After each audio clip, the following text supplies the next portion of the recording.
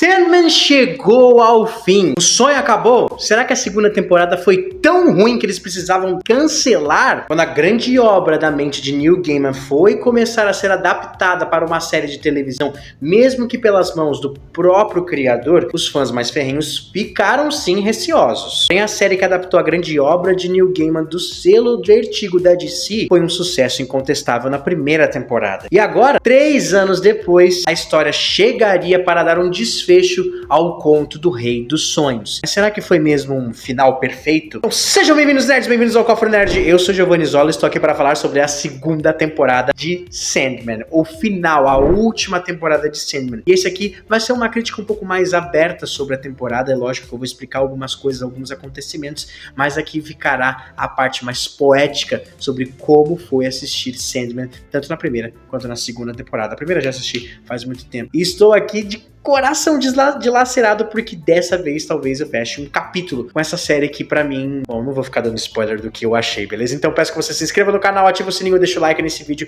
e bora pro vídeo. Então, após desmantelar todas as armações de desejo na primeira temporada, o Rei dos Sonhos tem que encarar um desespero delirante de seu próprio destino, que poderia levá-lo à destruição e à morte derradeira. E quando nós sabemos que todos esses aspectos da realidade são na verdade seus irmãos, é quando descobrimos que Morpheus, o sonho dos perpétuos, irá percorrer um longo caminho, uma longa jornada. A segunda temporada de Sandman segue os eventos finais da jornada de Morpheus dentro da obra quadrinesca da mente de Neil Gaiman. Mas pessoal, sabe que aqui eu vim para analisar a série, vim analisar a obra. Vou deixar de lado completamente todas as polêmicas que envolvem o Neil Gaiman. Então saibam que toda vez que eu estiver falando aqui é sobre a magia da série, é sobre a magia da obra e tentando desvencilhar ao máximo do que seu criador fez na vida dele. E é ovacionando essa segunda temporada que eu falo que ela conseguiu sim incorporar de forma tão sutil quanto poética a temática metafísica que seu material original tem tanto. Se Morpheus é o sonho dos perpétuos, a representação viva, imbuída dos sonhos, e define o limiar entre realidade e fantasia, a segunda temporada é a representação da mudança. Durante séculos, sonho foi assustador, incontestável e imutável. Mesmo após o abandono de seu irmão Destruição, mesmo após a tragédia de seu filho Orfeu, muito amado pelo Morpheus, mas que tenta ir até o submundo de Hades para tentar recuperar a sua amada Eurídice, mas acaba sendo sentenciado à vida eterna separado dela. E pior, ele passaria o resto da sua existência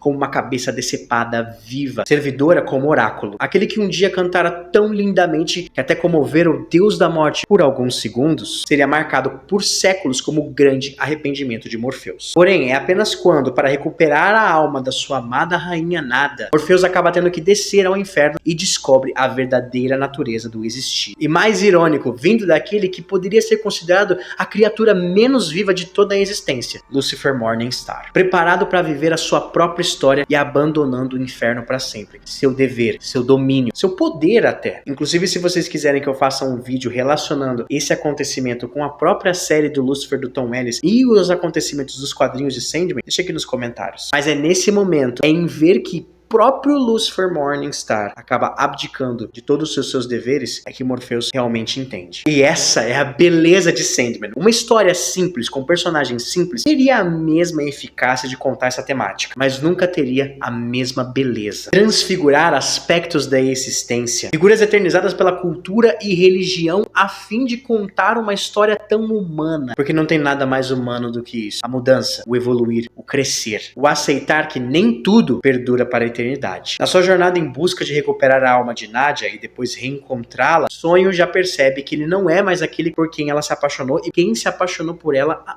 séculos atrás. Que já não é mais aquele que foi aprisionado por Roderick Burgess. Um novo sonho nasce ao ser libertado. Um que seria compassivo e benevolente com Luciene, com Marvin, com Matthew, com Gilbert e até mesmo com Corinthian, ou melhor, a nova versão de um Corinthian. Esse novo sonho seria capaz dos gestos mais difíceis por essas pessoas, como por exemplo, o ato de se desculpar. Eu sei, não parece grande coisa, mas vindo de Morpheus é bem grande sim. Mas a verdadeira e derradeira destruição de Morpheus viria através do seu amor. Não apenas seu amor por seu filho Orfeus, ao finalmente livrá-lo do tormento eterno e matá-lo. E ao fazer isso, ele acaba quebrando a grande lei dos perpétuos. E por quebrar as leis dos perpétuos é que ele sentencia sua morte. Mas tudo isso começou, na verdade, quando por amor ele aceita um pedido da sua irmã Delírio de ir com ela em busca de achar o seu irmão perdido, Destruição. Amor por irmãos que supostamente ele não deveria gostar, principalmente nas primeiras cenas que a gente vê nas galerias, onde Morpheus interage com o desejo, interage com o destino, interage até mesmo com a própria Delírio. A gente sabe que a única irmã com quem ele tem uma certa relação é com a morte. A série consegue sim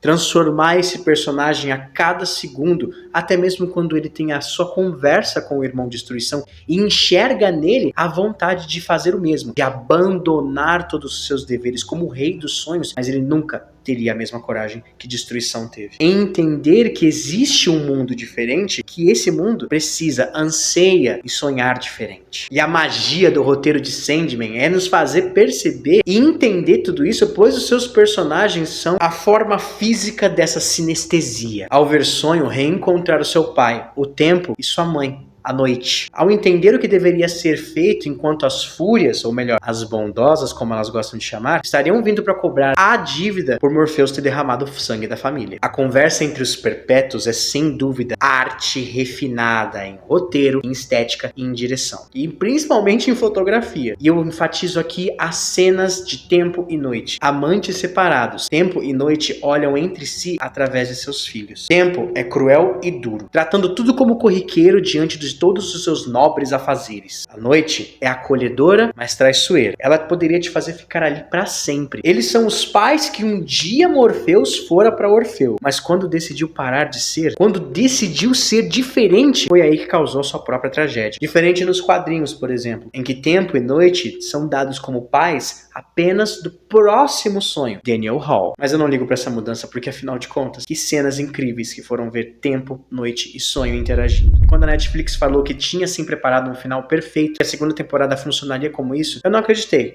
Mas agora eu acredito. Encerrar a sua história com a adaptação de O Despertar é mostrar pra nós que existe beleza no fim. É entender que o final também tem beleza. O encerramento pode ser lindo, mesmo que trágico. Mesmo aquilo que é perpétuo não pode vagar para sempre. Daniel Hall, o menino que foi concebido no sonhar, seria o novo sonho dos perpétuos assim que Morpheus aceitasse seu destino. Tal qual Lúcifer aceitou, tal qual Destruição aceitou, até mesmo tempo e noite ao ficarem separados. Para nós é entender que o significado tá lá. Se você não entendeu é porque não assistiu direito. Ou pelo menos não se atentou ao que estava assistindo. Em que Morpheus, no final, aceita sua irmã mais amada, a morte, ao finalmente selar seu destino. Em entender que Johanna Constantine, que sempre vivera cercada de pesadelos, no final acaba se apaixonando por um de fato, o Coríntio. De que Daniel Hall, agora como sonho dos perpétuos, caminhando junto do seu irmão Destruição por entre o palácio do sonhar, mostra que o antigo precisa ser destruído para que o novo possa ser moldado. De que a vida é completamente momentânea até para quem é perpétuo. É na fala de desespero durante o funeral do Morpheus que a série dá a entender que perpétuos podem ir e vir, assim como seres humanos. E que no final eles podem e serão esquecidos, assim como nós humanos, assim como todos nós. Que o fim pode ser tão belo quanto o começo, pois permite um recomeço, um novo sonho. Pessoal, muito obrigado por terem assistido até aqui. Essa foi a nossa crítica de Sandman e com isso eu encerro um capítulo